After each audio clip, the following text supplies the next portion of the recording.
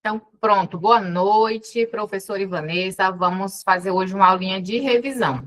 Essa aula partindo da ideia que vocês já assistiram às 3 aulas de teoria do crime, né? Na verdade, ainda falta uma aula, mas aqui o esqueleto da teoria do crime já foi vista nas 3 aulas. Na aula que fala do fato típico, fala da ilicitude e da culpabilidade. Então, hoje essas questões, para a gente verificar se o conhecimento massificou, se ficou dúvida. Então, vocês vão ver que a maioria das questões, elas não são tão difíceis. É para ser fácil, é para você conseguir responder com facilidade. E aquele assunto que ficou um pouquinho confuso, você consiga resolver. Tá? Então, são questões de bancas variadas, todas sobre teoria do crime, basicamente falando dos 3 elementos. E aí, a gente já começa aqui, cadê minha caneta? A gente já começa aqui relembrando, né? A gente estudou que o Código Penal brasileiro adota a teoria tripartite. E o que é a teoria tripartite?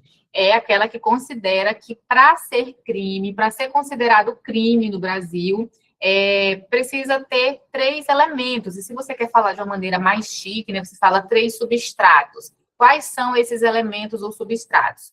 Fato típico, ilicitude e culpabilidade. E aí, o que o aluno que quer fazer prova de concurso, quer acertar a questão, o que ele precisa saber? Ele precisa decorar esses 3 elementos, fato típico, ilicitude e culpabilidade, e associar os institutos a esses elementos, que vocês vão ver que as bancas simplesmente cobram isso. Então, aqui, ó, no fato típico, eu sei que se eu não tiver fato típico, não há crime. Então, na ausência do fato típico, não há crime. Tá? Então, mesmo que seja ilícito, mesmo que seja culpado, se não tem fato típico, não há crime.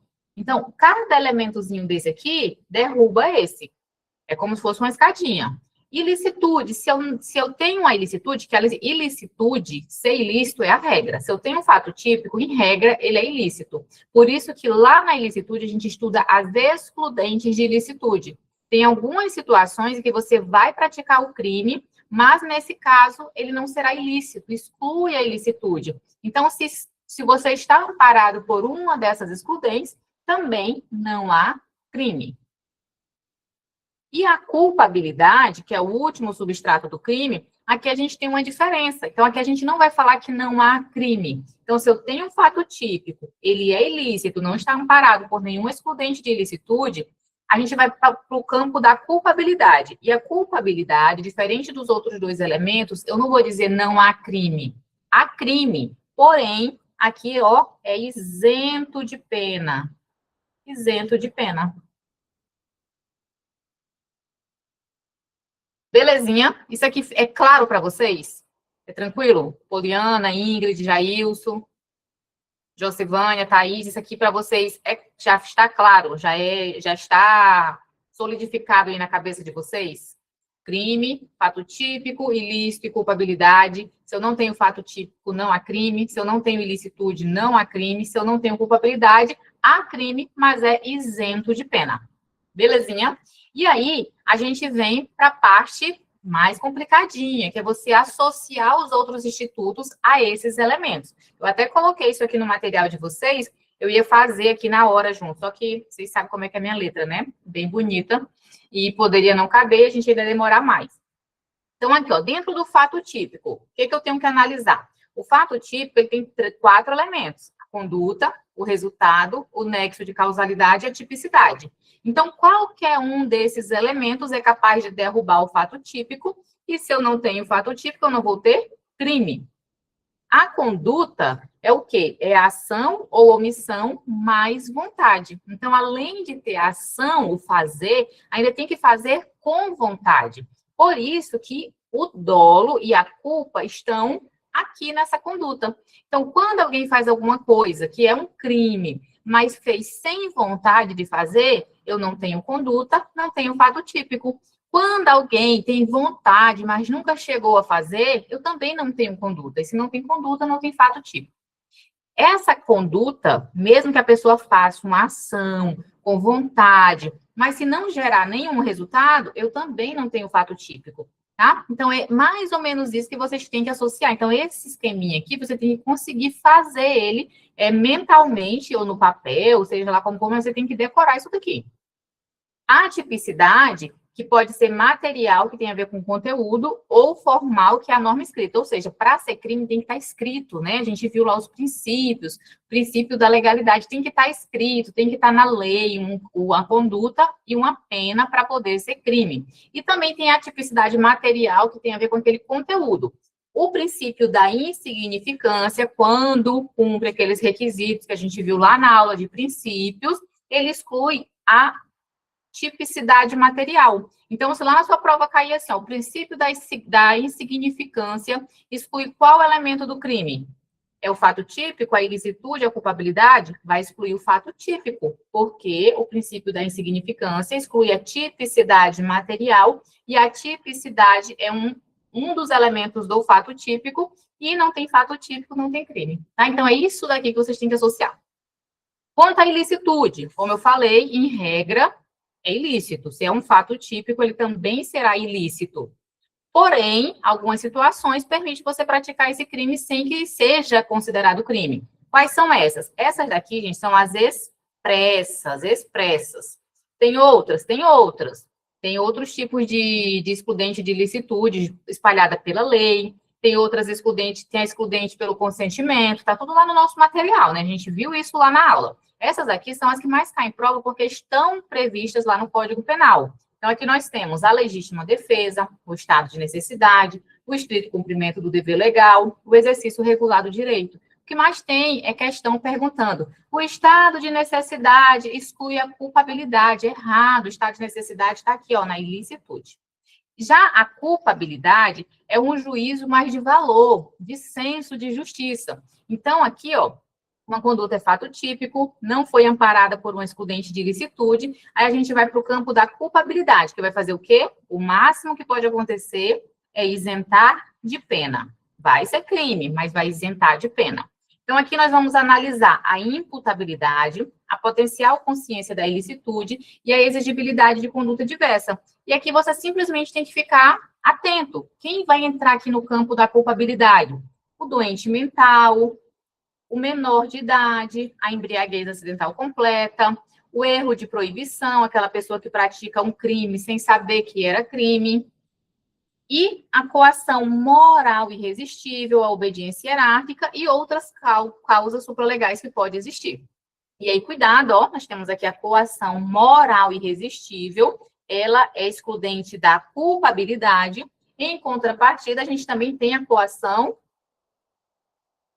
física irresistível, que nesse caso aqui vai excluir o fato típico. A coação física irresistível, a pessoa perde, ó, a vontade, ela não tem vontade e ela é obrigada a fazer. Alguém usa essa pessoa como instrumento. Então, por isso que ela derruba a conduta e o fato típico. Tá? Então, coação física, fato típico, coação moral, culpabilidade. Belezinha? Dito isto, que vocês já sabem, né? Estou aqui só repetindo o que vocês já sabem. Depois eu volto aqui, que é da imputabilidade, né? E esse quadrinho da embriaguez, que cai bastante. Vamos lá para as nossas questões. Então, começa aqui com a questão da IDECAM, que é considerada uma banca difícil, né? No Brasil, para que a conduta de alguém seja considerada crime, é necessário que o fato seja típico, ilícito e culpável. Há, contudo, causa de exclusão de culpabilidade e da ilicitude do ato. Sobre o assunto, assinale a alternativa correta de acordo com o Código Penal. Então, vamos lá. O estrito cumprimento do dever legal ou o exercício regular do direito é causa de exclusão da ilicitude. Tá certo? Tá certo, né? Exclui a ilicitude, a legítima defesa, estado de necessidade, o estrito cumprimento do dever legal e o exercício regular do direito. Então, aqui a gente já encontrou o gabarito. Vamos verificar o que está errado nas outras. Legítima defesa é causa de exclusão da culpabilidade? Não. É exclusão da ilicitude. Estado de necessidade é causa de exclusão da culpabilidade? Não. Também é da ilicitude. Coação irresistível e obediência hierárquica são causas de exclusão da ilicitude. Aqui a gente já desmarcaria, né? Porque a obediência hierárquica está lá na culpabilidade E aqui, ó, coação irresistível, não tem como a gente responder. A gente precisa saber se essa coação é física ou é moral, porque uma vai ser fato típico e a outra vai ser culpabilidade. Então, essa daqui nem tinha como responder, mas ela está errada de qualquer jeito. Embriaguez voluntária pelo álcool ou substância de efeitos análogos é causa de exclusão da ilicitude. A embriaguez, ela está lá no campo da culpabilidade. Então, aqui a gente já considera ela errada, e mesmo se aqui tivesse escrito a exclusão da culpabilidade, a embriaguez voluntária, ela não vai ser excludente de culpabilidade, né? Para ser excludente de culpabilidade, a embriaguez, ela precisa ser acidental, fortuita e completa. Então, a embriaguez voluntária, ela nunca vai ser excludente da culpabilidade.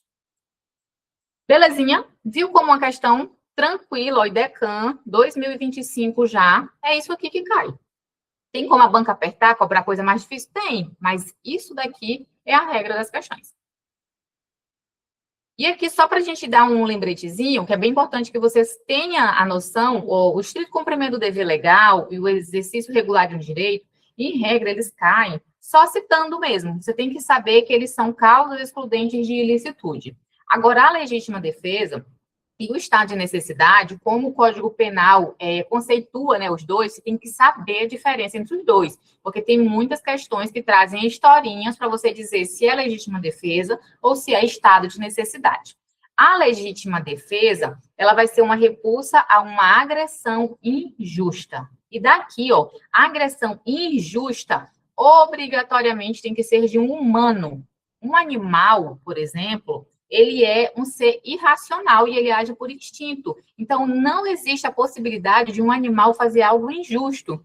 Ah, um cachorro atacou uma pessoa, um tubarão comeu a perna de um banhista. O tubarão agiu de modo injusto, fez uma agressão injusta. A injustiça, ela é algo humana. Animal não faz nada, ele age por instinto, então ele não está pensando em nada injusto, ele nem pensa. Tá? Então, não tem agressão injusta por animal. Obrigatoriamente tem que ser por humano. Então, a legítima defesa, a pessoa tem um bem jurídico, que normalmente nas questões é a sua própria vida, né? E esse bem jurídico está sofrendo uma agressão injusta. Então, se lá na sua questãozinha tiver agressão justa, já não é legítima defesa. Essa agressão deve ser humana e a conduta é dirigida contra o agressor. Então, a legítima defesa, alguém está me agredindo, está me praticando algum mal, e eu tenho que me defender dessa pessoa, obrigatoriamente dela. Se eu me dirigir para outra pessoa, já não tem legítima defesa. Já o estado de necessidade, eu não tenho uma agressão injusta, eu vou ter um perigo. A pessoa, o bem jurídico, que pode ser a vida, pode ser um patrimônio, está exposto a um perigo. Então, para salvar esse meu bem jurídico desse perigo, eu vou sacrificar um bem jurídico de outra pessoa. Então, aqui é o clássico exemplo duas pessoas que estavam no navio, o navio ia afundar e só tinha um colete salva-vidas. E aí eles estavam brigando por esse bem. Aqui nós temos um estado de necessidade, os dois estavam brigando pela sua vida. Então, um matou o outro para poder usar o colete e se salvar. Então, nós temos ali um conflito de bens jurídicos diante de um perigo. Esse perigo, ele pode decorrer da conduta humana, mas ele também pode ser decorrente de animal ou de força da natureza. É um perigo. Então, não é uma conduta meramente humana. E a conduta pode ser dirigida contra um terceiro inocente. Então, imagina que essa situação, ó, Jailson estava aqui, dentro de um avião, aí tinha uma velhinha, bem caixoxinha, e tinha um cara bem grandão, musculoso, forte. O avião estava caindo, só tinha 2 mochilas paraquedas. A velhinha já pegou uma, esperta, o Jailson pegou outro. E o grandão ficou sem. O que o grandão fez? O grandão foi lá e tomou a mochila do Jailson. Deu-lhe um soco no Jailson e disse: me dê essa mochila que é minha, você vai ficar sem, vai se salvar eu e a velhinha. Aí o Jailson vai brigar com o grandão? Não, que ele não é doido, né? Ele sabe que ele vai entrar na P e pode até morrer. Aí o Jailson, para salvar a vida dele, vai lá e toma a da velhinha. Então, percebe que o Jailson pegou, quem tomou dele foi o grandão, a pobre da velha não tinha nada a ver com isso, estava de boa na dela, Mas o Jailson, que não é besta, foi lá e disse, é mais fácil eu tomar da véia do que do grandão. Então, a conduta dele, ó, é dirigida para um terceiro. Não foi contra quem tomou dele. Isso pode no estado de necessidade, não pode na legítima defesa. Belezinha? Compreenderam aqui? E outra coisa, se alguém, quem colocou o perigo, quem causou o perigo, não pode alegar estado de necessidade, né? Então, se o piloto disse, eu vou derrubar esse avião agora, que eu quero morrer, aí depois ele mata alguém, alguma coisa para tomar, se arrependeu, ele não pode alegar estado de necessidade. Foi ele que causou aquele perigo. Belezinha? Tranquilo? Então, vamos seguir. 2. Em conformidade com o artigo 23 do Código Penal Brasileiro, a exclusão de ilicitude não há crime quando a gente pratica o fato. Então, exclusão de ilicitude, não há crime. Quando que não há crime? A gente tem 4 hipóteses lá no artigo 23. Legítima defesa, estado de necessidade, estrito cumprimento do dever legal e exercício regular de um direito. Então, vamos lá. Aqui é a letra C, né? No exercício regular de um direito. Antes de completar 18 anos, aqui é a menoridade. O menor, ele é inimputável. Isso daqui está lá em qual campo? No campo da culpabilidade e não da ilicitude. Coação irresistível. Que coação? Que coação é essa? Não sabemos, né? Tem que dizer se é física ou se é moral. Sob estrita obediência à ordem hierárquica superior. Obediência hierárquica também está lá no campo da culpabilidade e não da ilicitude. Então, aqui, letra C. Muito bom, Poliana. Estou gostando. 3. João, técnico de enfermagem, estava responsável pelo cuidado de um paciente idoso acamado. Apesar de ter recebido treinamento sobre movimentação e posicionamento de paciente, João não conseguiu aplicar corretamente os protocolos. Como resultado, embora João tenha omitido cuidados necessários e tenha agido com cautela e atenção, o paciente apresentou úlceras de pressão e sofreu uma queda, ocasionando ferimentos por falta de habilidade na execução dos procedimentos.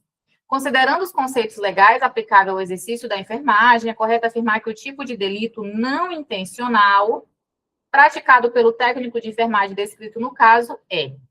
Então, olha só, aqui a gente tem um delito, causou lesão corporal, né, uma pessoa, não intencional. Quando não há intenção, a gente tem um delito culposo, a culpa, tá? Então, a ação ou omissão, a gente viu lá, ó, que está lá no campo da... Olha aqui, ação, omissão, a conduta, dolo ou culpa. Quando que eu tenho dolo? Quando a gente queria praticar aquilo ali. Quando que eu tenho culpa? Quando a gente não queria. E na culpa, eu tenho 3 elementos. A culpa, na verdade, ela é uma violação. A culpa, ela é uma violação do dever de cuidado. Por que uma pessoa vai responder por algo mesmo que ela não queria? Ela não queria praticar, mas ela não prestou atenção necessária. Ela violou um dever de cuidado. E essa violação do dever de cuidado, que é a culpa, ela pode se dar de 3 formas. Pode ser negligência, imprudência e a imperícia. Imperícia.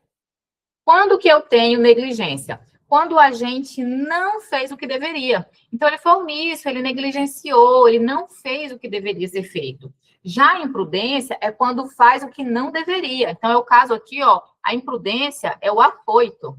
É o afoito. Por exemplo, uma pessoa que avança o sinal vermelho, mesmo sabendo que está diante de um cruzamento perigoso, ele está sendo imprudente. Ele não quer matar ninguém, ele não quer bater o carro, ele não quer causar um acidente, mas ele está sendo imprudente, violando o dever de cuidado. Quando que um agente é negligente, por exemplo, cuidado, que... Deixa eu explicar aqui primeiro a imperícia. A imperícia fez o que não tinha capacidade. Não sei por quê, da onde que surgiu isso, que eu já vi aluno demais confundir a imperícia sempre a médico. Falou de médico, a questão, é imperícia. Nem sempre, cuidado com isso. A imperícia é quando alguém fez algo que ele não tinha uma capacidade técnica para fazer. E um diploma não significa ter a capacidade técnica, tá? Então, cuidado, uma questão com o médico. Pode ser outra situação, além de perícia? Pode. Um médico que vai fazer uma cirurgia, não lava as mãos e não coloca luva, ele está sendo o quê? Qual é a violação do dever de cuidado dele? O médico vai fazer uma cirurgia, ele não coloca luva e ele não coloca, não lava as mãos e não coloca luva. Ele está deixando de fazer algo que ele deveria fazer. Então, ele está sendo negligente. Um médico que, confiando que vai dar tudo certo, acha que nada vai acontecer, ele resolve fazer uma cirurgia super invasiva, sabendo que a sala da UTI não está funcionando. O que ele está sendo? Ele está sendo imprudente. Beleza? Agora, um médico ortopedista que trabalha só com joelho, resolve fazer uma cirurgia no olho de alguém, aí ele está sendo imperito. Então, negligência, não fez o que deveria fazer. A imprudência é o afoito, que faz alguma coisa que não deveria. Normalmente, aquele que confia demais, eu acho que vai dar certo. E a imperícia é aquele que não tem condição técnica, não tem capacidade técnica de fazer. Então, aqui na nossa questão, a questão disse que o João ele é técnico de enfermagem, então ele é formado na área. Porém, ele não conseguia aplicar corretamente os protocolos, falta habilidade. E se falta habilidade, a gente está diante de imperícia. Então, imperícia, falta de habilidade. Belezinha? Tranquilo? Questão número 4.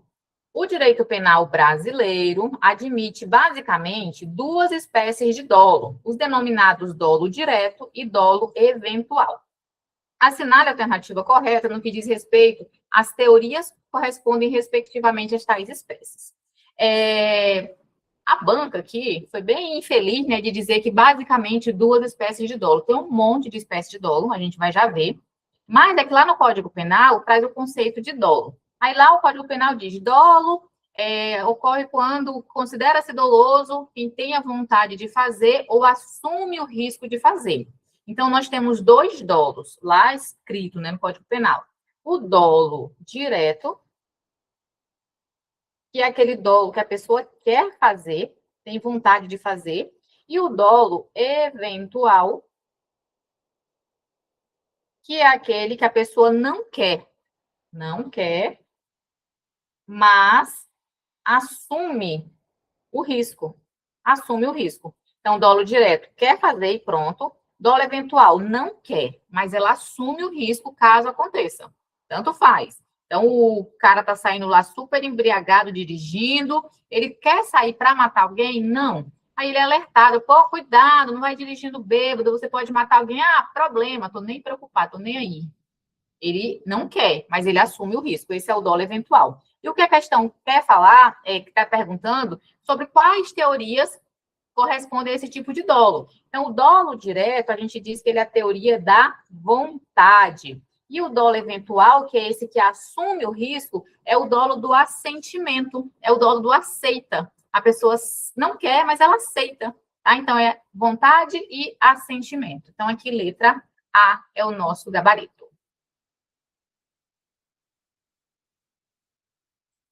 E aí, só para mostrar para vocês que não tem só duas espécies de dolo, né? Apesar que diretamente lá no Código Penal fala de duas. Mas nós temos todas essas classificações aqui, tipos de dolo, e que caem na prova, tá? Principalmente aqui, ó.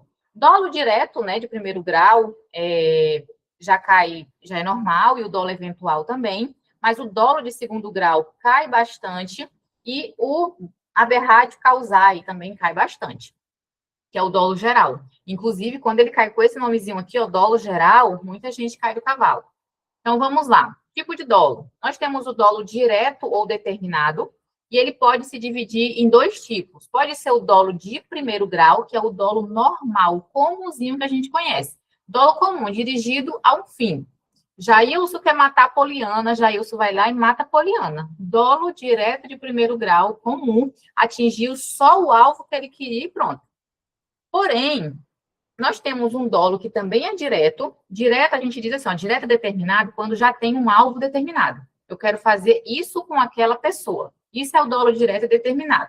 Primeiro grau comum, quando você atinge só esse alvo, só essa vontade e acabou. O dolo de segundo grau, também conhecido como dolo de consequências necessárias, é um dolo que vai além daquela pessoa que você quer, além do bem jurídico que você quer atingir. Então, vamos supor que o Jailson quer matar a Polly, mas a Polly é uma executiva super famosa, só anda com segurança, o carro dela sempre está com segurança, o carro é blindado. E aí o Jailson descobre que um dia a Polly vai viajar num avião comum. Vai viajar no avião comum. Ele disse, é a oportunidade. Se eu não matar ela agora, nunca mais eu mato. Aí o Jailson diz, eu vou colocar uma bomba no avião. Ele vai matar a Polly? Vai. Mas ele vai matar todo mundo que está no avião também. Por isso que é um dolo de consequências necessárias, tá? Então, aqui é o dolo de segundo grau, é isso. Para conseguir atingir o alvo, eu aceito toda a consequência ao redor dele. Então, vai ter consequência. Eu não vou matar só a Polly, vou matar todo mundo que está ali ao redor dela. Dolo de segundo grau ou dolo de consequência necessária. Já o dolo indireto ou indeterminado, eu não tenho um alvo específico, não tenho algo direto para fazer. E esse dolo, ele pode ser alternativo ou eventual. O eventual é o que a gente mais conhece, né? Que a gente já sabe. Que é aquele que a pessoa não tem a vontade, não quer fazer, não tem a intenção de atingir ninguém, mas tanto faz acontecer. Então, ele assume o risco, assume o resultado. Já o dolo alternativo é o dolo do tanto faz. Tanto faz. Ele pode ser objetivo, quando a vontade está relacionada ao resultado, ó. Eu vou atirar contra fulano. Tanto faz para matar, tanto faz para ferir. Eu só quero atirar contra fulano. O resultado, não sei. Pode ser qualquer um, eu já estou feliz. Já o dolo subjetivo, a vontade indeterminada se relaciona às vítimas. Tanto faz quem eu vou atingir, não tem uma pessoa determinada. Tem um grupo ali de jovens, eu digo, eu quero matar qualquer um. Aí atiro aí no grupo, o que pegar, tá bom, tá ótimo, pegou. Beleza? Isso aqui acontece muito, ó. Esse dolo alternativo subjetivo acontece muito naqueles massacres, né? Que aqueles psicopatas lá entra numa sala de aula, entra num ambiente, num shopping, sai matando qualquer pessoa. E para eles tanto faz, eles só querem fazer o mal ali. O dolo cumulativo é a progressão criminosa. Há uma substituição de dolo. A pessoa começa querendo fazer uma coisa, aí depois ela quer fazer mais. Por exemplo, começou a bater em alguém só para lesionar, não tinha intenção de matar. Só que na hora ali que estava na porrada, né, disse, eu vou matar logo. Então, tem uma progressão de dolo. Então, por isso que a gente chama dolo cumulativo. O dolo geral, também chamado de erro sucessivo ou aberratio causae, é um dolo em que a pessoa pratica uma conduta, ela acha que já conseguiu e pratica outra. Só que foi a segunda conduta que praticou. Vixe, que coisa complicada. Vamos lá. Jailson hoje está matando Deus e o mundo. Jailson queria matar a Ingrid enforcada. Aí começou a enforcar a Ingrid desmaiou, ele disse, matei, beleza. Então, ele achou que ele tinha conseguido. Só que a Ingrid não tinha morrido, ela só estava desmaiada. Aí, o que o Jailson faz? O Jailson pega, amarra umas pedras na perna da Ingrid e joga ela dentro de um rio para esconder o corpo. Só que a Ingrid estava só desmaiada e, na verdade, ela morreu, foi afogada. Então, esse é o aberratio causae. Ele queria praticar uma conduta, que era matar a enforcada. Achou que tinha conseguido. Aí ele pratica uma nova conduta, que no caso foi só para esconder o corpo, só que foi a segunda conduta que realmente causou o resultado. Dolo antecedente, atual e subsequente, aqui é só no momento, tá? Em que momento foi praticado o dolo? Ele foi antes de praticar a conduta? Ele foi no momento da conduta? Ou ele foi subsequente à conduta? Tá? Um dolo subsequente, exemplo, que eu sei que é o mais difícil de imaginar. Como assim que a pessoa praticou a conduta e só depois que veio o dolo? O crime de apropriação indébita, por exemplo. Alguém te entrega alguma coisa para você guardar. E aí você guardou e não tinha intenção de nada. Vou guardar para o meu amigo. Só que depois surgiu essa ideia na sua cabeça. E se eu não devolver mais? Quem é que vai me obrigar? Então, percebe que o dolo surgiu só depois? Então, esse seria o dolo subsequente.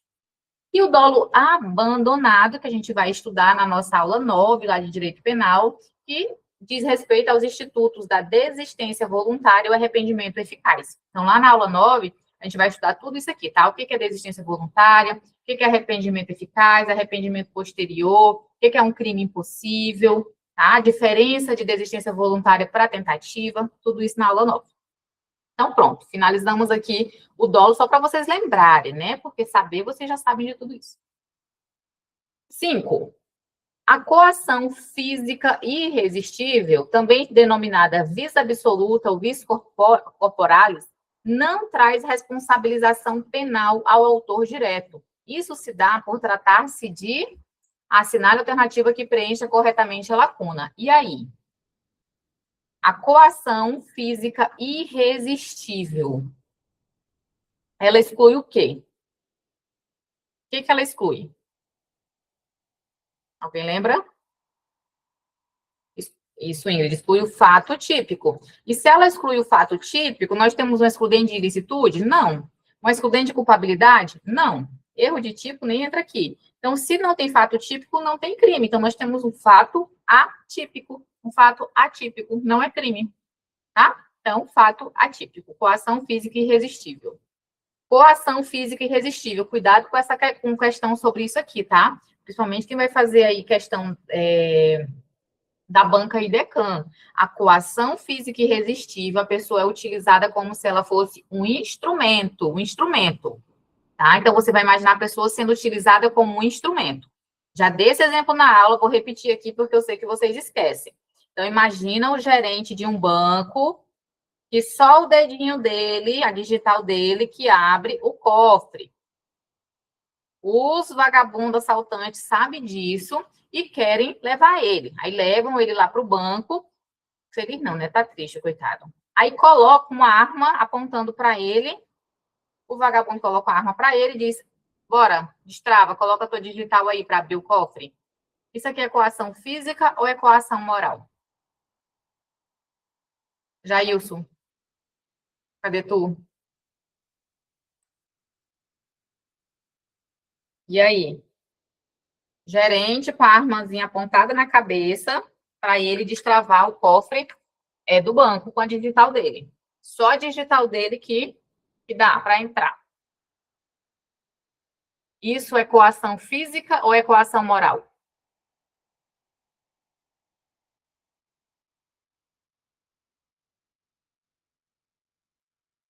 Agora eu vou esperar vocês. Vocês querem terminar hoje, não é? Ele foi coagido físico e psicológico. Por que, Jailson, que tu acha que é moral? Tu acha?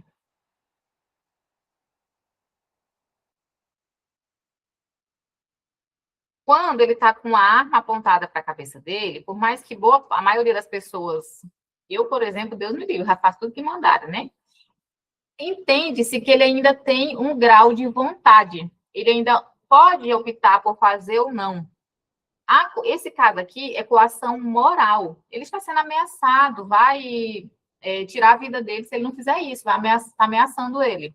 Mesma coisa que acontece, pegarem um filho dele, ligarem para ele, a gente está com teu filho aqui, vai matar se você não fizer isso. É coação moral. Para ser coação física irresistível, lembra disso que eu estou falando para vocês. A vítima tem que ser utilizada como um instrumento. Um instrumento. Como que seria um instrumento? Não pegou arma nenhuma, vieram dois grandões, pegaram ele no braço, seguraram a mão dele e enfiaram o dedo dele aqui na trava digital. Então, percebe que ele está sendo utilizado como um instrumento? Foram lá e pegaram ele à força. Ele não teve vontade, a conduta não foi dele, simplesmente levaram ele e colocaram lá. Isso é coação física irresistível. Belezinha? A coação física exclui a conduta, fato típico, e a coação moral, a culpabilidade. 6. Olha aí uma questãozinha aqui só de dolo. Com relação à classificação do dolo, assinale a alternativa que correlaciona corretamente as colunas abaixo. Ele quer saber se você sabe a diferença de dolo geral, aberratio causae, dolo direto ou incondicionado, dolo de segundo grau e o dolo eventual. é a vontade do agente voltada a determinado resultado, em que a eleição dos meios para alcançá-lo inclui necessariamente efeitos colaterais de ocorrência praticamente certa. E aí, qual é esse dolo? A pessoa tem uma vontade determinada, ela tem um resultado a alcançar, só que para alcançar esse resultado, inclui necessariamente efeitos colaterais. Qual é esse dolo? Esse daqui é o dolo de segundo grau, né? É aquele dolo de consequências necessárias. É o caso lá da Polly no avião, que o Jailson foi matar ela e tem que matar todo mundo que está lá dentro.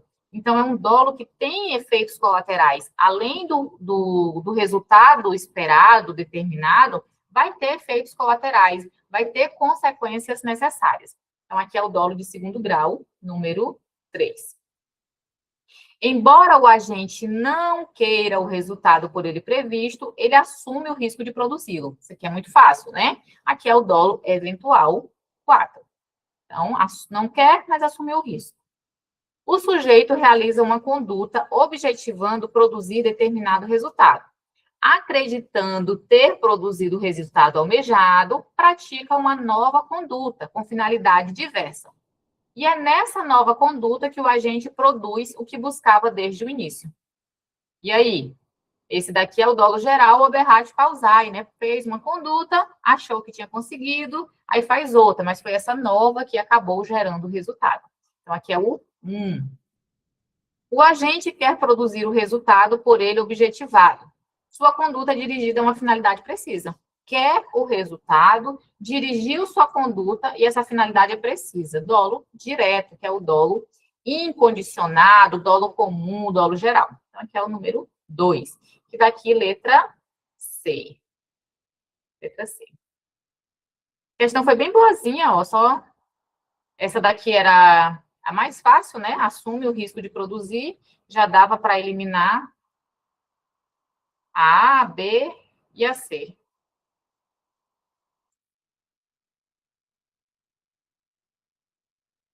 Número 7. Vai vir assim, Jailson. Vai vir desse jeito. 7.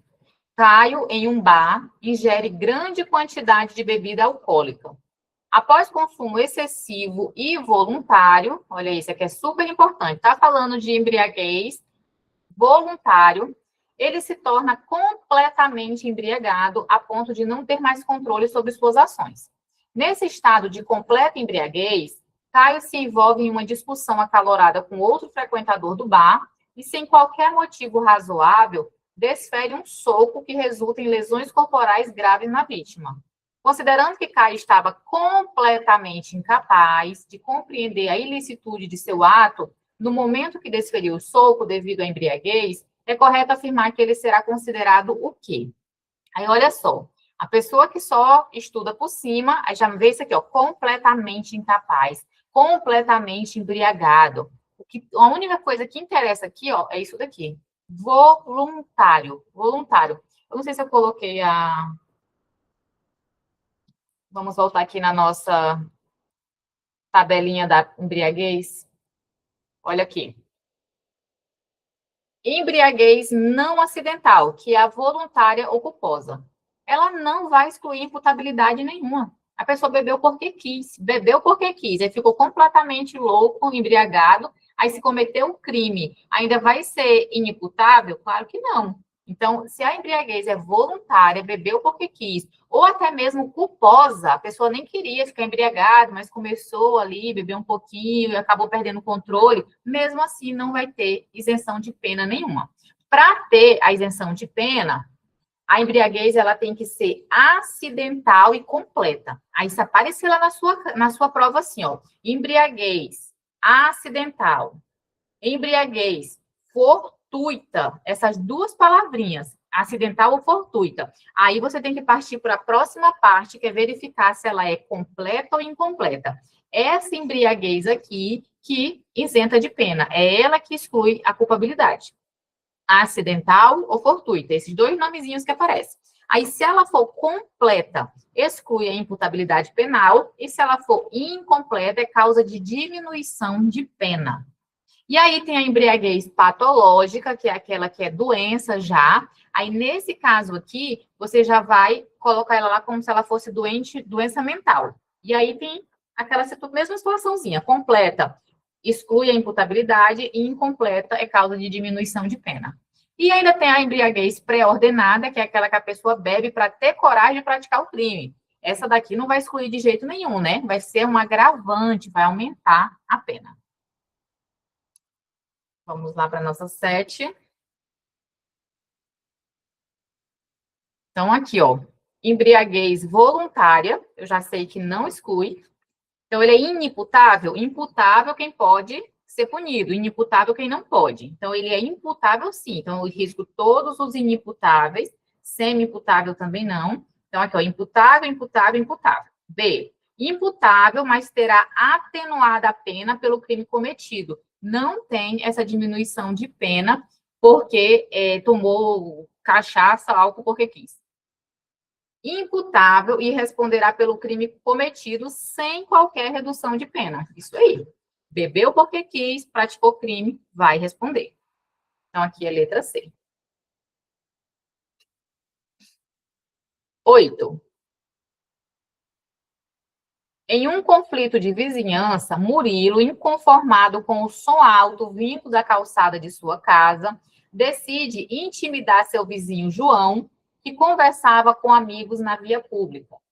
Murilo, então, solta seu cão da raça Pitbull e o incita a atacar João, gritando comandos agressivos. Para se defender, João reage chutando o animal e, em seguida, corre para subir no capô de seu carro, que estava estacionado, buscando evitar novos ataques. Murilo, inconformado, propõe ação indenizatória contra João, alegando que seu cão sofreu graves lesões de forma injustificada. Diante da situação hipotética, assinale a afirmativa. O Murilo me fazendo raiva pela questão. Colocou o cachorro para pegar o outro e ainda depois entrou com ação porque o outro chutou o cachorro. E aí, nessa situação aqui, o que vocês acham que é? O João que chutou o cachorro, né? Então, aqui a pergunta é, o que aconteceu com o João? O João que chutou o cachorro, ele está amparado por alguma excludente de ilicitude ou de culpabilidade? O que vocês acham?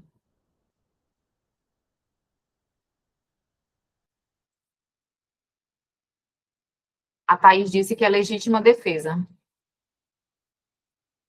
E aí? Um animal, um pitbull, um cão, a legítima defesa, o quê? Legítima defesa é igual agressão injusta. Um animal, ele pratica uma agressão injusta?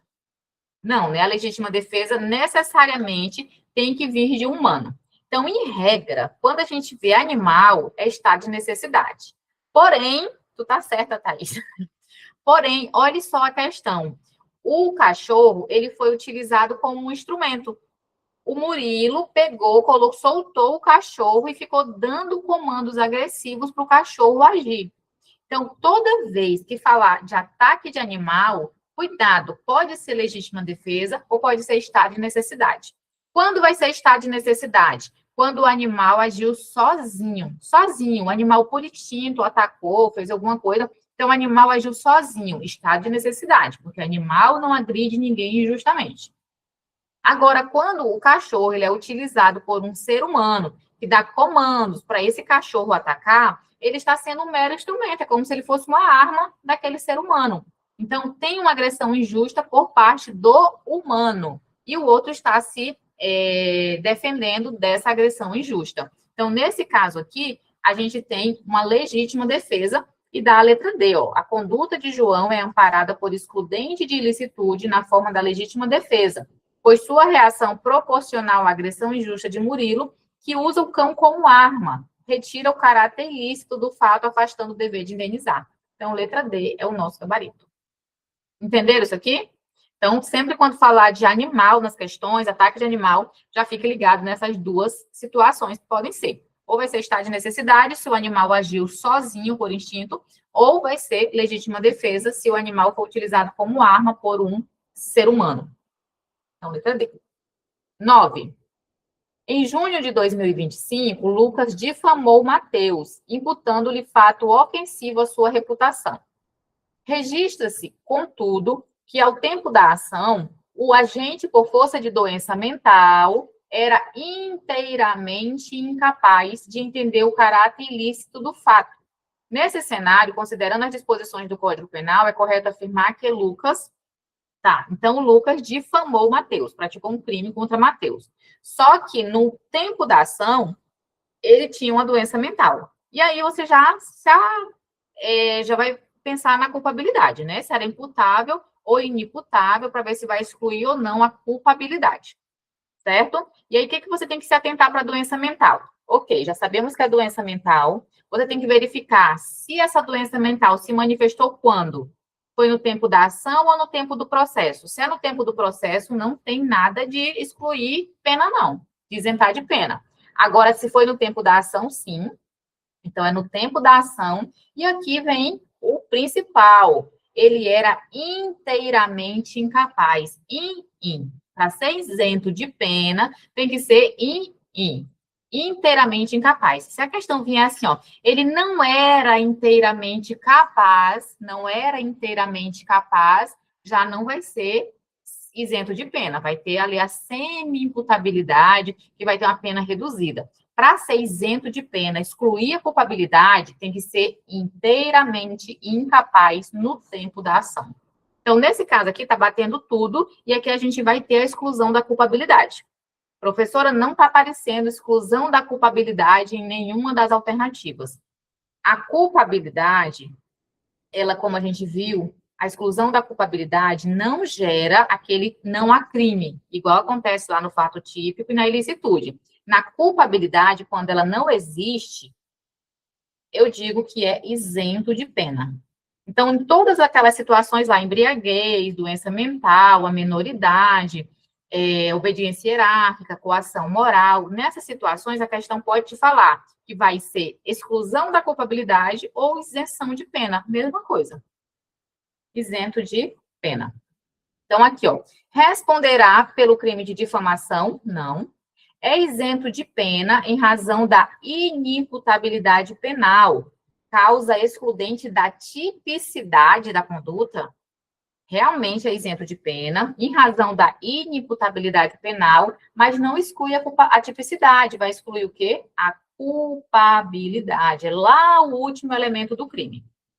É isento de pena, em razão da inimputabilidade penal, causa excludente de ilicitude? Não. Ilicitude é legítima defesa, estado de necessidade, culpabilidade. Responderá pelo crime de difamação? Não. É isento de pena, em razão da inimputabilidade penal, causa excludente da culpabilidade do agente. Então, aqui, letra E, nosso gabarito. 10. Causas excludentes de culpabilidade dizem respeito a circunstâncias que afastam o juízo de reprovação da conduta injusta, mesmo que ela seja típica ou antijurídica. Sendo assim, assinale a opção que corresponde a uma causa excludente de culpabilidade. Então, qual dessas aqui é excludente da culpabilidade? Lá o último elemento. Coação moral irresistível. Já é o nosso gabarito, né? Coação moral irresistível. Estado de necessidade. Exclui o quê? A ilicitude. Estrito cumprimento de dever legal. Ilicitude. Exercício regular de direito, legítima defesa, tudo ilicitude. Só a coação moral irresistível, que é a culpabilidade.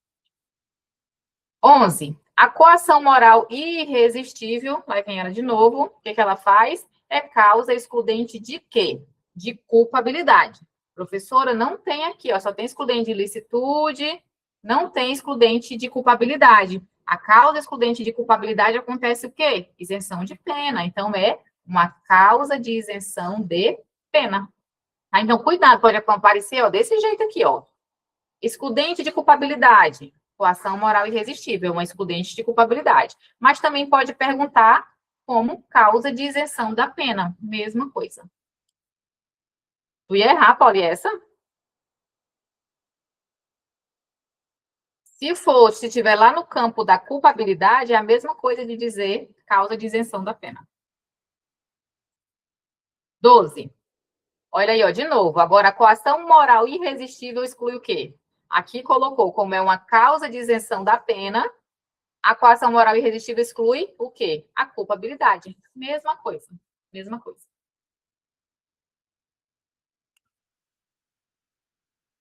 13. Sobre o tema excludentes de ilicitude tratado no Código Penal, assinale a alternativa correta. A. Entende-se em estado de necessidade quem, usando moderadamente dos meios necessários, repele injusta agressão atual ou iminente a direito seu ou de outrem. Injusta agressão. A pessoa que repele uma injusta agressão é estado de necessidade? Não, né? A injusta agressão é legítima defesa. B. O agente não responderá pelo excesso culposo, somente responderá pelo excesso doloso.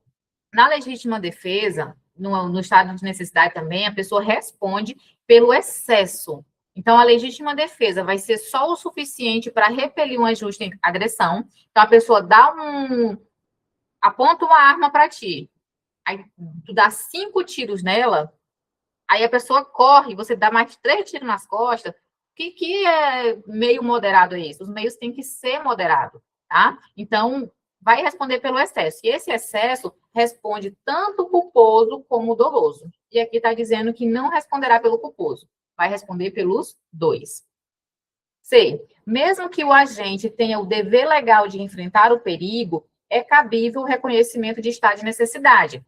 Aí não, né? O agente que tem o dever legal de enfrentar o perigo, ele não pode alegar estado de necessidade. Imagina um bombeiro num incêndio sair pisoteando as vítimas alegando estado de necessidade, porque ele está no fogo. Ele tem o dever de enfrentar o perigo. O trabalho dele é proteger aquelas vítimas, apagar o incêndio e salvar as pessoas. Ele vai fazer até onde ele conseguir, é claro, ele não precisa morrer para isso, mas ele não pode jamais alegar estado de necessidade.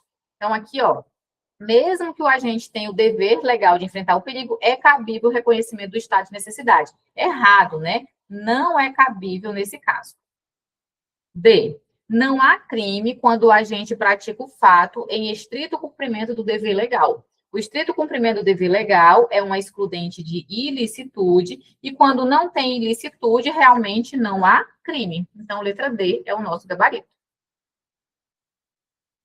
Considera-se em legítima defesa quem pratica o fato para salvar de perigo atual que não provocou por sua vontade, nem podia de outro modo evitar, direito próprio ou alheio, cujo sacrifício nas circunstâncias não era razoável exigir-se. Então, aqui não é o conceito de legítima defesa, é o conceito de estado de necessidade.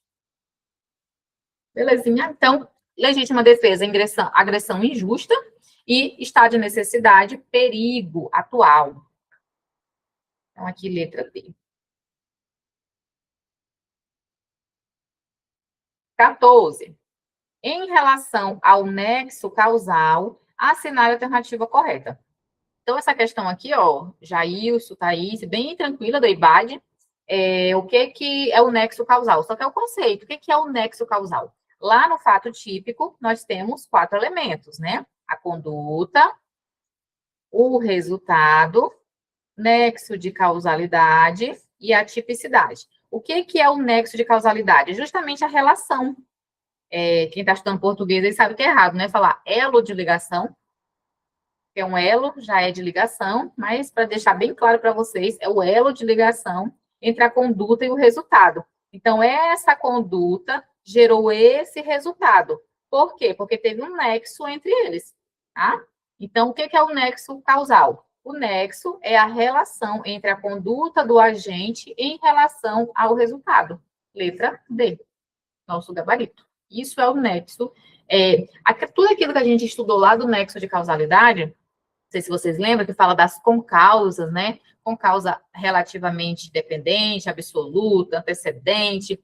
Então, aquilo lá é bem incomum de se encontrar questões em concursos mais básicos. Então, concurso para carreira policial, por exemplo, agente, escrivão, auxiliar de necrópsia, papiloscopista, não é comum cobrar em quilolista, vê mais em concurso para nível maior. Eu passo porque as bancas estão ficando loucas, né? E os concursos de cargo policial tá ficando um negócio de doido. Mas, normalmente, não cai muito. Então, o que eu quero que vocês se apeguem mais ali na parte do fato típico? A questão da conduta. Ela, sim, é muito mais importante. Conhecer a classificação dos tipos de dolo, saber bem sobre a culpa, a diferença do dolo e da culpa. Isso é bem mais importante do que ficar decorando aquelas concausas, tá? Dificilmente a gente encontra uma questão de nexo de causalidade cobrando aquilo. 15. De acordo com o Código Penal, é penalmente inimputável a pessoa. Então, o que é inimputável? Inimputável é aquela que não pode ser imputável. É aquela que não pode responder pelos seus atos. Então, quem que é inimputável? Quem pratica crime sob emoção ou paixão? Não. Isso aqui não exclui culpabilidade, não é inimputabilidade nunca.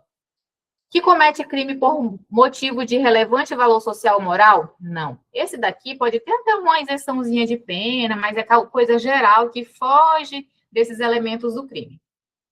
Que por doença mental ou desenvolvimento mental incompleto ou retardado, era ao tempo da ação ou omissão parcialmente capaz de entender o caráter ilícito. Se ele era parcialmente capaz de entender, ele não é inimputável. Ele é o chamado semi-imputável, semi-inimputável. Ele pode sim responder. Vai ter uma isenção de pena? Vai, mas ele vai responder. Então, ele não é inimputável. O menor de 18 anos que está sujeito às normas estabelecidas na legislação especial. Aí sim. O menor de 18 anos, gente, é o mais tranquilo de todos, né? Não tem o que questionar, não tem negócio de parcial, completo, incompleto. Tem menos de 18 anos, é inimputável. Não me interessa a experiência, não me interessa a cartela de crimes que já cometeu, não interessa. É menor de 18 anos, inimputável. E vai estar sujeito às normas da legislação especial, que é o ECA, né? Estatuto da Criança e do Adolescente. Que comete crime em estado de embriaguez voluntária ou culposa. Embriaguez voluntária ou culposa não torna inimputável, tem que ser acidental ou fortuita completa. Então, aqui, letra D é o nosso gabarito.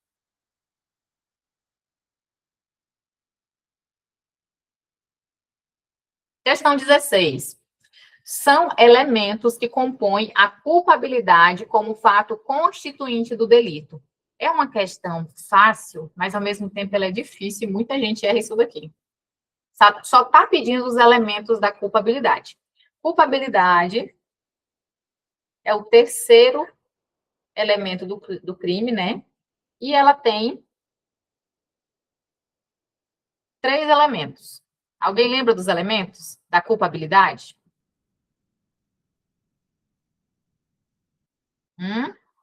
Estão colando, é? A imputabilidade é um elemento da culpabilidade? A imputabilidade é, né? Imputabilidade.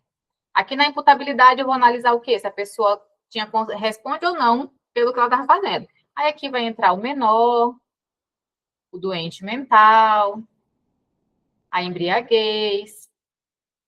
Aí depois vem a potencial consciência da ilicitude. Para ser considerado culpado, tem que ser imputável, tem que ter potencial consciência da ilicitude e tem que ter exigibilidade de conduta diversa. Aí aqui que a questão pega, porque a pessoa lê isso daqui, ó, 1, 2 e 3, e já marca sem dó a letra A. Só que aqui, ó, tá escrito inexigibilidade de conduta diversa. E ela não é elemento da culpabilidade. É imputabilidade, potencial consciência da ilicitude e exigibilidade de conduta diversa. Exigibilidade. E a culpa em sentido estrito aqui nem entra.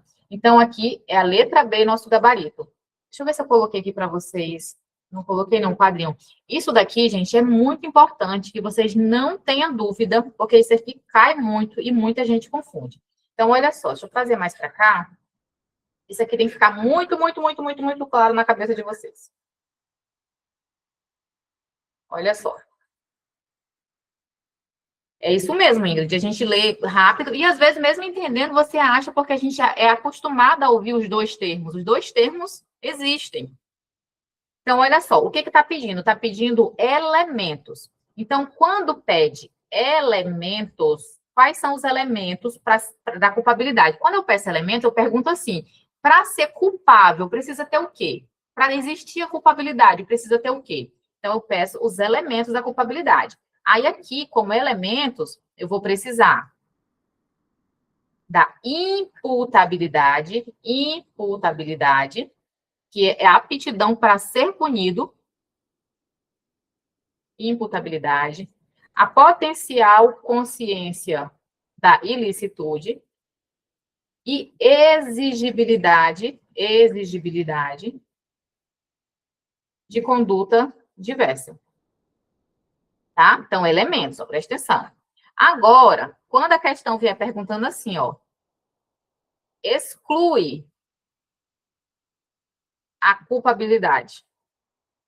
Exclui a culpabilidade. Aí você vai pensar no inverso. Se para ter culpabilidade eu tenho a imputabilidade, exclui a culpabilidade o quê? A inimputabilidade. Então, quando o sujeito é inimputável, não vai ter culpabilidade. A ausência de potencial consciência da ilicitude. E a inexigibilidade de conduta diversa. Tá? Então, é o contrário. Então, são para ter a culpabilidade, imputabilidade, potencial consciência da ilicitude, exigibilidade de conduta diversa. Para excluir a culpabilidade, para o sujeito não ser culpável, tem que ter inimputabilidade ou ausência da potencial da consciência da ilicitude ou a inexigibilidade de conduta diversa. Belezinha? E aqui estava pedindo os elementos, então fica aí a letra B. 17.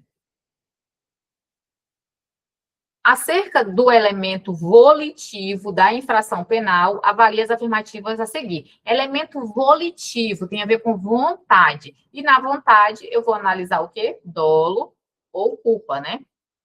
Então, volitivo, vontade. A vontade está lá na conduta, fato típico. Aí você sempre tem que pensar assim, ó, li, você já vai imaginar aquele esqueminha lá, crime, fato típico, ilícito, culpado. Você já vai imaginar, isso aqui está lá em cima, né?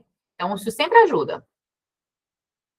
Na culpa consciente, o agente prevê o resultado e assume consciente e voluntariamente o risco de que venha a se concretizar. E aí, essa daqui, gente, é difícil de entender, mas uma vez que você entende, fica muito lógico. Olha só, eu tenho dois elementos volitivos, que é o dolo e eu tenho a culpa. No dolo, o agente quer o resultado, E na culpa, não quer o resultado. Não quer o resultado. Só que nós temos também o chamado dolo eventual. Que o agente não quer o resultado,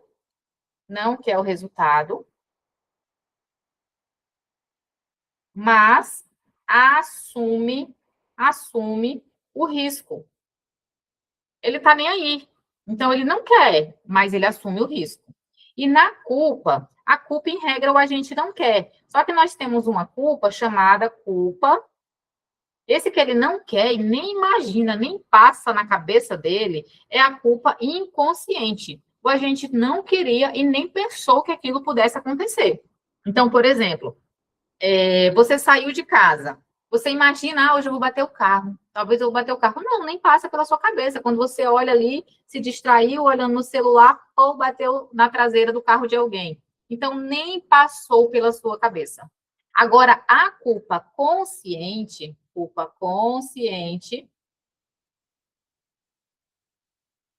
a pessoa pensa que aquilo pode acontecer. Então, ela conhece o risco, ela pensa, só que ao contrário do dolo eventual, que assume o risco, a pessoa não assume o risco. Se ela não assume o risco, acontece o quê?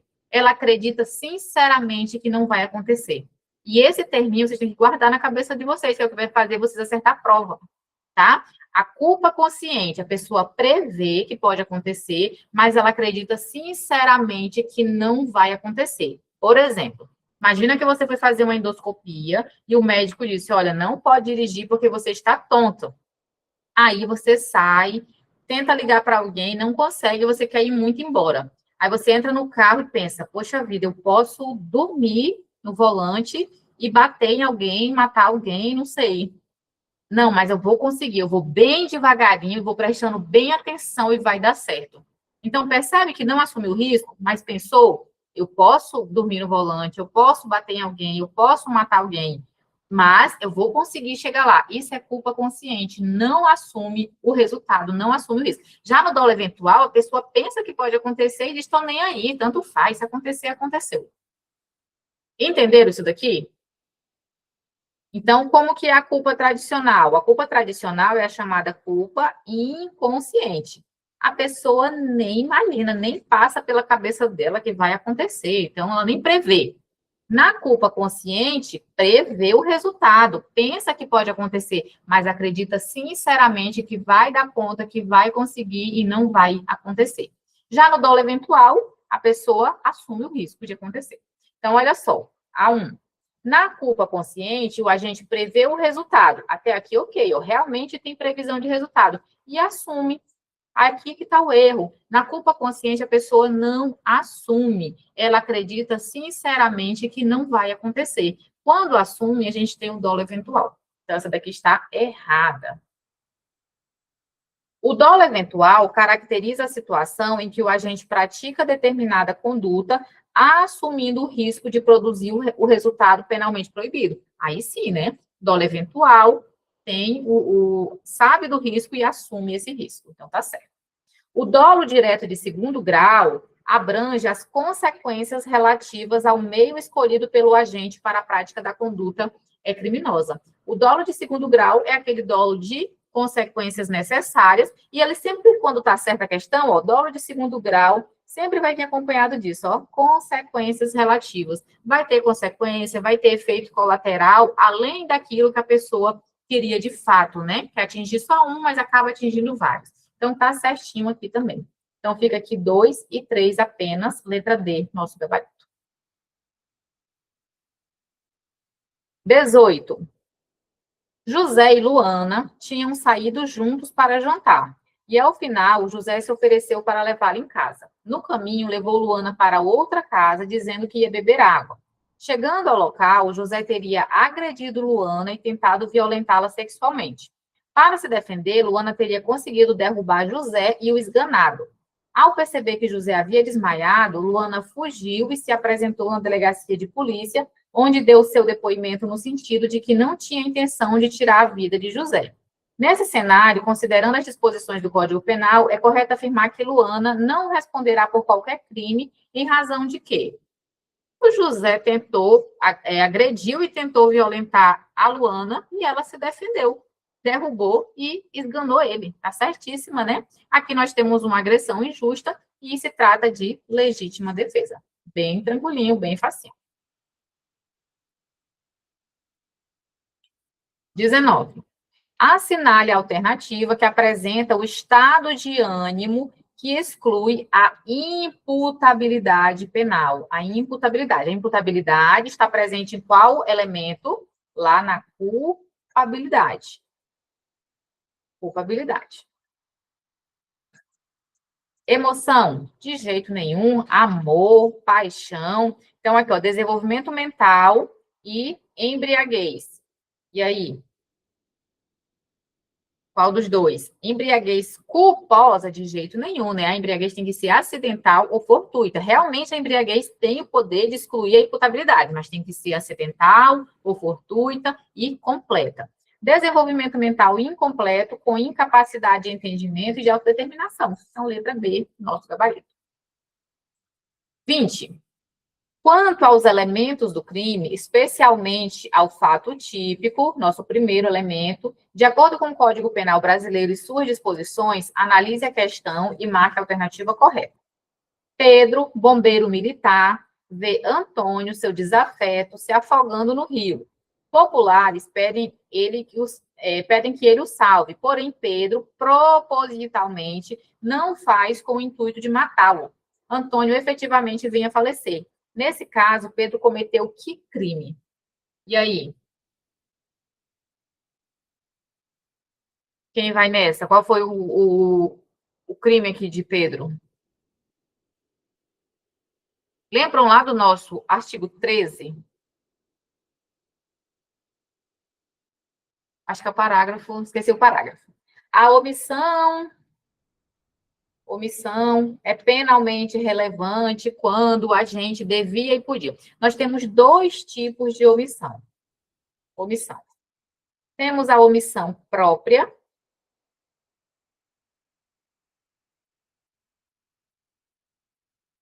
E temos a omissão imprópria. A omissão própria é aquele crime que o próprio tipo penal já fala na omissão. O crime é omitir mesmo. Por exemplo, omissão de socorro.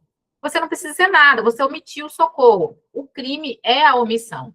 Agora, a omissão imprópria é quando uma pessoa, sem fazer nada, sem tocar em alguém, por omissão, ela pratica um crime que só seria praticado por ação.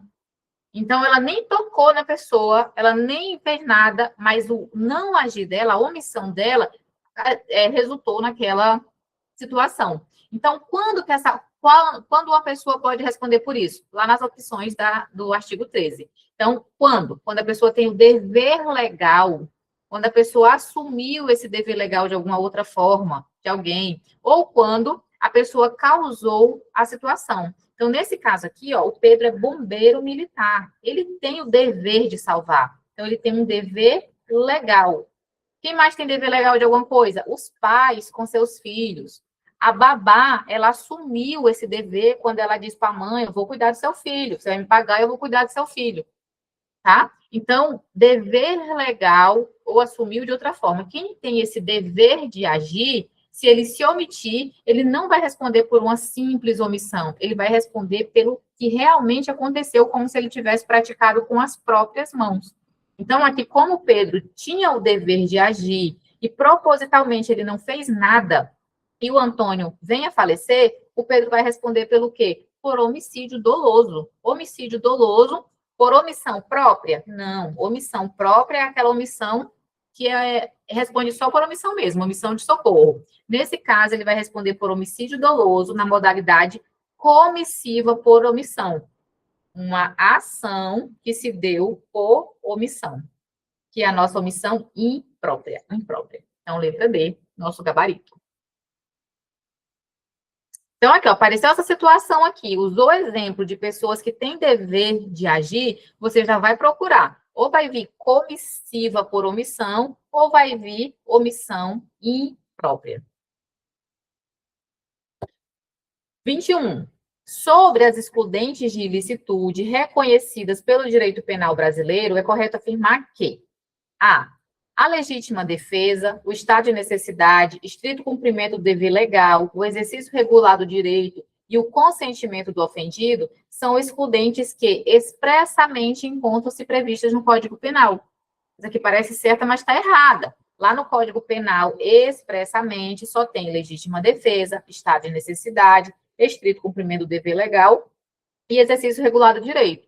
O consentimento do ofendido realmente é uma excludente de ilicitude, mas não está previsto expressamente no Código Penal, tá? Então, aqui deixa a questão errada. B. Dentre todas as excludentes de ilicitude, o excesso do punível somente é previsto para a legítima defesa. Não, para a legítima o excesso do punível para todos, né? Aquele que agir com excesso, seja doloso ou culposo, responderá por esse excesso. Então, não é só para a legítima defesa. Não pode alegar estado de necessidade quem tinha o dever legal de enfrentar o perigo.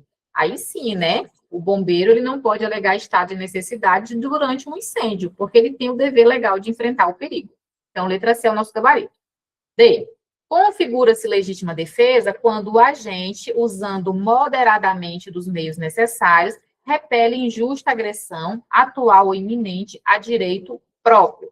Quando visa repelir injusta agressão a terceiros, age em estado de necessidade. Não, a legítima defesa repele injusta agressão de direito próprio ou de terceiro. Então, tanto faz se é de próprio ou de terceiro, se for repelindo uma injusta agressão, vai ser legítima defesa. Então, letra C, nosso gabarito. 22. Quando o agente assume o risco de produzir o resultado, é correto dizer que houve? Muito tranquilo, né? Muito fácil isso daqui. Professora, cadê o dolo eventual? Assume o risco de produzir. Eu sei que é dolo eventual. Dolo eventual não é imperícia, não é negligência, porque isso aqui tudo é culpa. Não é culpa consciente, não é culpa consciente. Então, é dolo. É dolo. Só não está dizendo que é o dolo eventual, mas é dolo. Não posso dizer que isso aqui é culpa. Belezinha? 23. O agente policial, ao submeter o preso aos procedimentos estabelecidos em lei, como, por exemplo, identificação datiloscópica, quando autorizada, ao reconhecimento de pessoas e de coisas durante a elaboração do inquérito, e também no cumprimento de um mandado de prisão, atua amparado pela excludente de ilicitude denominada. Então, o policial, quando ele obriga o preso a fazer certas coisas, esses procedimentos que estão estabelecidos em lei, qual é a excludente de ilicitude que ele está amparado? É o exercício regular do direito? Não. É o estrito cumprimento do dever legal. Cuidado com o policial. Policial, quando está fazendo essas coisinhas aqui, ó, procedimentos em lei, derrubou uma porta para cumprir um mandado de prisão, derrubou o preso no chão para algemar, porque o preso estava resistindo, forçou o preso a fazer a identificação datiloscópica, tudo isso é amparado por lei, é estrito cumprimento do dever legal.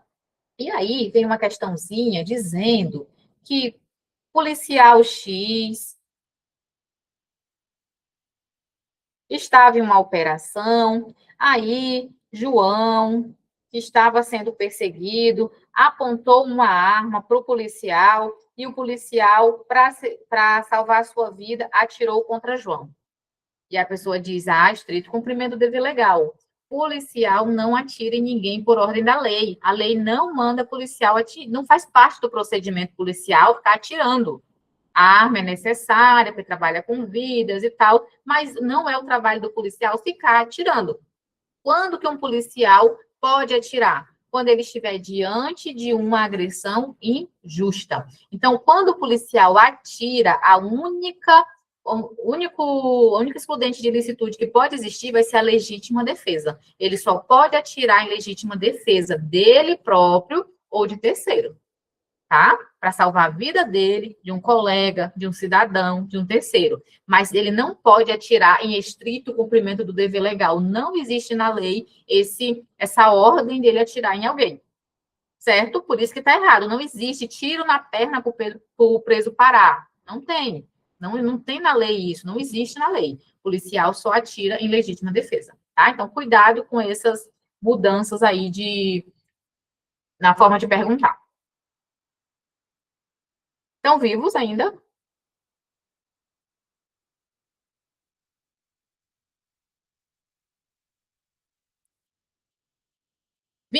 CESP 2022. Vamos pegar direto, né? São 30 questões, se eu não me engano. Vai acabar já já. Pode excluir a imputabilidade penal. A imputabilidade, você já tem que pensar. Crime, fato típico, ilícito, culpável. A imputabilidade está onde? Está aqui, ó. Então, pode excluir a imputabilidade penal. A paixão? De jeito nenhum. Emoção? Também não. Embriaguez voluntária? Não. Culposa? Não. A embriaguez acidental, a única embriaguez que pode excluir a imputabilidade acidental ou fortuita, esses dois nomes, causada por substância análoga do álcool. Beleza? Então, letra B aqui, nosso gabarito. Muito bom, hein, Polly? O que a notícia do edital não faz com a pessoa, né? 25. Quando o agente pratica o crime com determinado dolo, mas por culpa sobressai um resultado mais grave do que o esperado, ocorre o quê? Qual é o nome que eu dou quando o agente pratica o crime com dolo, mas depois ele acaba praticando outra coisa por culpa. Então, imagina que é a seguinte situação. Jefferson queria agredir Lázaro. Só era isso, ele só queria bater no Lázaro, só bater. Então, o dolo dele era de lesão corporal. Só que aí depois ele acabou batendo tanto que o Lázaro morreu. Não era isso que ele queria. Então, ele agiu por culpa depois. Quando eu tenho dolo seguido de culpa, eu tenho um crime pré-ter-doloso. Pré-ter-doloso. Tá? Então, letra C. Crime pré-ter-doloso. Dolo seguido de culpa. Cuidado! Se o Jefferson queria só agrediu Lázaro, dolo. Mas depois, também com dolo, ele resolveu matar. O que nós temos aqui?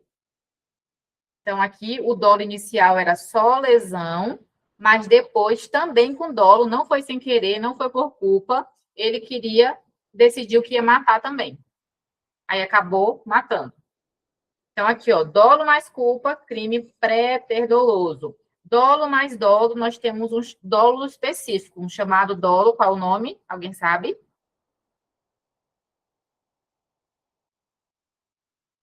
Dolo cumulativo ou dolo progressivo, tá? Então, quando as duas atitudes mudam ali, é o dolo seguido de outro dolo, aí nós temos o dolo cumulativo ou progressivo. Dolo mais culpa, crime pré-ter doloso. Então, letra C. 26.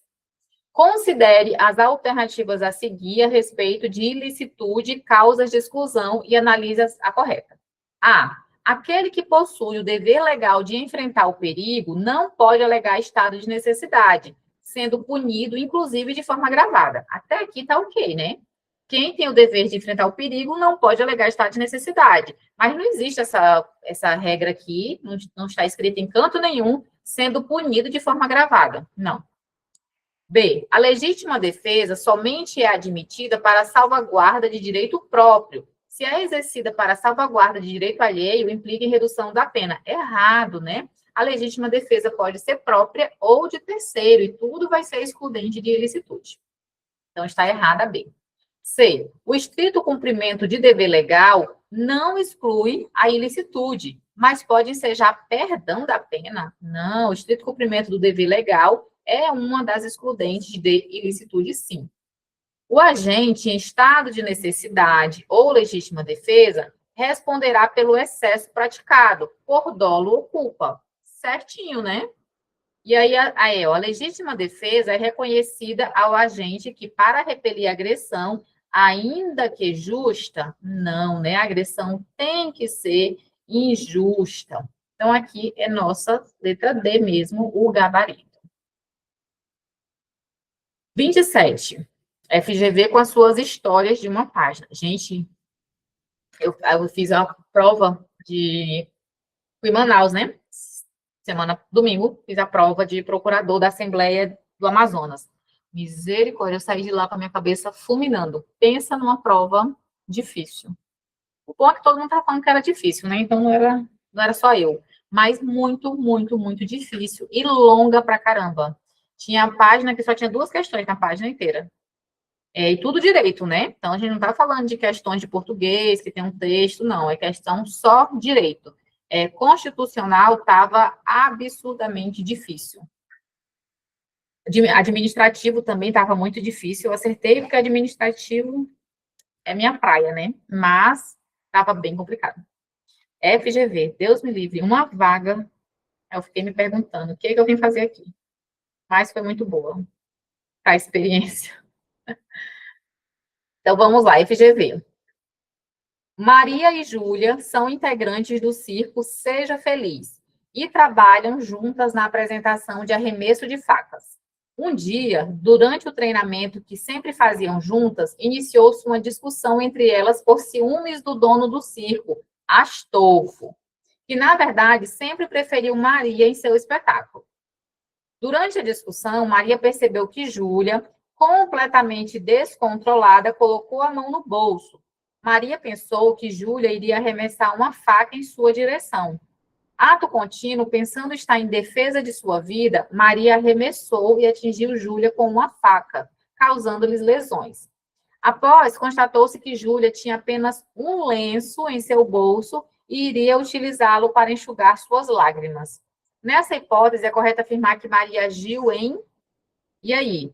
A Maria pensou que estava sendo agredida, ela pensou que a Júlia ia tirar uma faca e jogar nela, o contexto levou ela a pensar nisso, né? Porque elas estavam discutindo, a outra estava descontrolada, meteu a mão no bolso, as duas tinham faca, porque elas trabalham com isso no circo, e aí ela pensou que a Júlia ia jogar uma faca nela. E aí ela se antecipou para repelir a injusta agressão e jogou a faca na Júlia primeiro. Só que a Júlia só estava tirando um lenço. E aí, nesse caso, nós temos o quê? É legítima defesa? É legítima defesa, né? Então, a gente já exclui o estado de necessidade, porque foi agressão, exercício regulado do direito. Então, a gente fica aqui entre a legítima defesa e a legítima defesa putativa. Aqui, a Maria, ela não estava em perigo, ela só achou que estava. E é esse o nome que a gente dá é putativo, que também é chamado de imaginário. Imaginário. Letra B, tá? Então, a legítima defesa putativa é imaginário, quando a pessoa acha que está numa situação de agressão, mas, na verdade, ela nem está. E aí, cuidado, aqui é principalmente para quem vai fazer a FGV, tá? Alguma prova da FGV, a FGV usa muito no lugar de legítima defesa putativo, ela fala erro de tipo permissivo. Mesma coisa. E aí a pessoa fica voando. Às vezes ela coloca legítima defesa putativa, que fica mais fácil, né? E às vezes ela coloca erro de tipo permissivo, que dá no mesmo. Então, principalmente, as outras bancas, eu nunca vi fazendo isso, não, mas a FGV mesmo. 28. Alice, 16 anos, foi sequestrada por Túlio 3 dias antes de Túlio completar 18 anos. Após passar 9 dias em cativeiro, as investigações para encontrar Alice foram bem-sucedidas e Alice foi, então, libertada. Então, aqui, ó, misturando aula de culpabilidade com aula lá do início, tempo do crime. Então, nós temos aqui um sequestrador, o Túlio, que sequestrou a Alice 3 dias antes de completar 18 anos de idade, tá? Então, aqui ele era menor ainda. Só que 9 dias depois, em cativeiro, faltava só 3 dias para o aniversário dele, né, para completar 18 anos, e ele passou 9 dias com a menina em cativeiro. E aí conseguiram encontrar a Alice. Então, quando ele iniciou, ele era menor. Mas quando ele foi preso, quando a menina foi finalmente libertada, ele já era maior. E aí, qual a implicação que isso tem aqui? A gente tem que lembrar que o crime de sequestro, e aí você sempre tem que pensar nisso, o sequestro é o exemplo-chave disso daqui. Ele é um crime permanente. E nos crimes permanentes, a gente estudou isso lá na aula de lei penal no tempo, é um crime que se prolonga no tempo. E eu vou considerar o tempo da ação, o tempo em que cessou. Então, eu não considero aqui quando iniciou, que ele era menor, e sim quando ele foi pego, quando foi descoberto o cativeiro e a menina foi libertada. Então, quando cessou o sequestro. Então, nos crimes permanentes, eu vou considerar quando cessou, né? Essa minha mesinha está horrível. Olha, já travou. Travou, foi tudo. Calma aí que eu vou tentar voltar aqui tudo.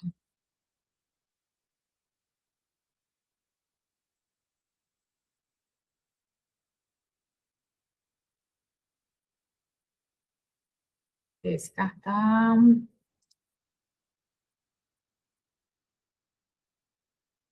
Vixe, gente, uma vez quando começou com isso aqui, foi uma luta para conseguir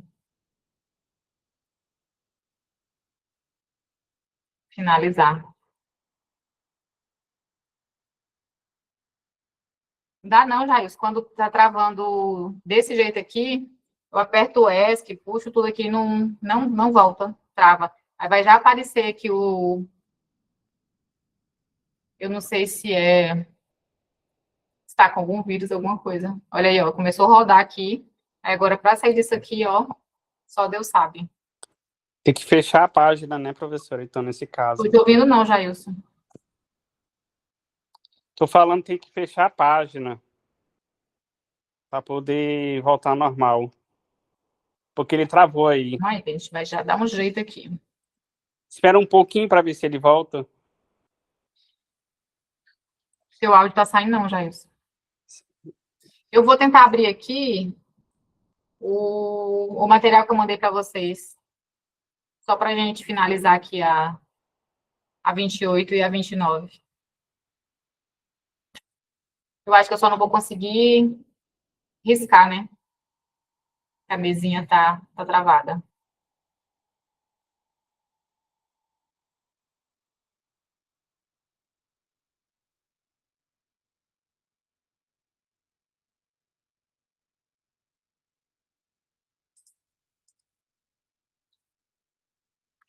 Ó, que nada.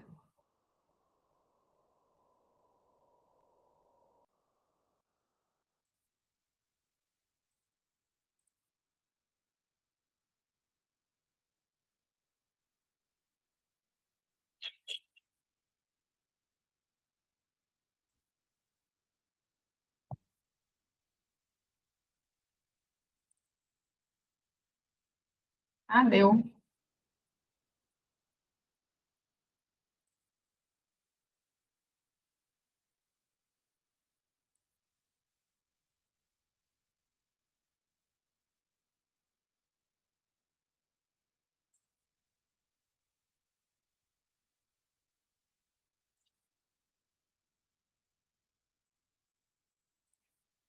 Pronto, voltou. Então, aqui, ó, como eu estava falando para vocês. Então, aqui, como nós temos um crime permanente, um crime que se prolonga no tempo, igual a gente aprendeu lá na aula de lei penal no tempo, eu vou considerar o final, quando a vítima foi libertada. Então, nessa situação aqui, o Túlio deve responder por ato infracional análogo ao crime de sequestro? Não, né? Ele vai responder como maior, por crime mesmo. Será considerado inimputável e não será penalmente responsabilizado? Errado, ele é imputável sim. Será considerado imputável para todos os fins penais, porque trata-se de crime continuado? Errado. O crime continuado tem as mesmas regras nesse sentido. Só que o sequestro ele não é um crime continuado, ele é um crime permanente. Crime continuado tem várias ações, vários crimes que se continuam no tempo. É o exemplo da caixa de supermercado que todo santo dia ela furta R$10. Todo dia ela furta R$10. Mesmo modus operandi, da mesma forma. E aí, quando ela é descoberta, ela já praticou mais de 50 furtos. E aí, para não ela ficar com a pena absurda, aí é aplicado o crime continuado, tá? O crime que se prolonga no tempo é chamado de crime permanente, que é esse caso aqui do sequestro. Então, não é crime continuado. Será considerado imputável para todos os fins penais, porque trata-se de crime permanente em que a consumação se prolonga no tempo. Então, aqui é o nosso gabarito. 29. Mévia e Pietra, a Vunesp copia na FGV, né? Até o nome do pessoal. Mévia e Pietra são amigas e cada uma delas tem um filho de 4 anos. As crianças estudam na mesma escola e, como Pietra estava doente, permitiu que Mévia levasse seu filho à festa de aniversário de um amiguinho em comum. Logo que chegou, Mévia achou o salão de festas inadequado para crianças de 4 anos e passou a monitorar de perto as atividades das crianças. Passado uma hora da festa e após beber algumas taças de espumante, Mévia esqueceu que tinha levado o filho da Pietra para a festa e, justamente por achar o espaço inadequado, foi embora com o próprio filho, esquecendo, contudo, a outra criança. A criança que ficou sozinha, sem vigilância de quem quer que seja, acabou caindo em um dos brinquedos, vindo a óbito. Diante da situação hipotética e delimitando a questão às regras relacionadas à relevância da omissão, assinale a alternativa correta. Então, aqui a gente está diante daquela situação de omissão imprópria. A Mévia, ela não tem o dever legal de cuidar do filho da outra, mas ela assumiu de outra forma. ela garantiu para a mãe, para a Pietra, que estava doente, que ia levar o filho para a festa, uma criança de 4 anos que precisa de cuidado. Então, a partir do momento que ela está levando o filho da outra para uma festa, ela é responsável pela essa criança, assim como ela é pelo dela. E, nesse caso, ela foi omissa, ela esqueceu a criança no ambiente e foi embora. Então, aqui nós temos um caso de omissão. Então, aqui, ó, Mévia, não sendo a mãe da criança, não tinha por lei o dever de garante, não podendo a ela se imputar o resultado morte. É errado, né? Ela não é a mãe, mas ela assumiu, ela garantiu para a mãe que ia cuidar dessa criança. Mévia, ao se comprometer por levar a criança à festa de aniversário, assumiu o dever de garante, podendo a ela ser imputado o resultado morte a título de omissão imprópria. Perfeito aqui, ó. Ela se comprometeu, ela assumiu esse dever de garante agora, e ela pode levar esse resultado morte por omissão imprópria. Omissão, crime comissivo por omissão. Neve, embora tenha o dever de garante por se comprometer a levar a criança à festa, não tinha como prever e, por conseguinte, evitar o resultado. Tinha sim, se ela tivesse levado a criança embora ou não tivesse esquecido, ela tinha evitado esse resultado. Neve, embora tenha o dever de garante por se comprometer a levar a criança à festa, em razão da ingestão de álcool, não tinha como prever o mesmo resultado, ou evitar, não podendo nada a ver. Mévia não responde pelo resultado morte da criança a título de omissão imprópria, pois o tipo penal do homicídio só se realiza com conduta comissiva ou decorrente. Não, nesse caso aqui, ela vai responder pelo homicídio, mesmo sendo por omissão.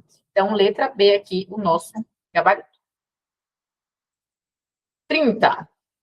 Um indivíduo agiu prevendo o resultado naturalístico adverso de sua ação, mas esperava que este não viesse a ocorrer.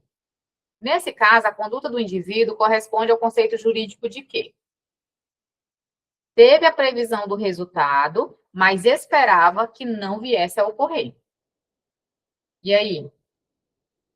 Aqui a gente já tira dolo eventual, né? Porque no dolo eventual a pessoa assume o risco. E aí, o que é isso aqui? Dolo de perigo, tem nada a ver.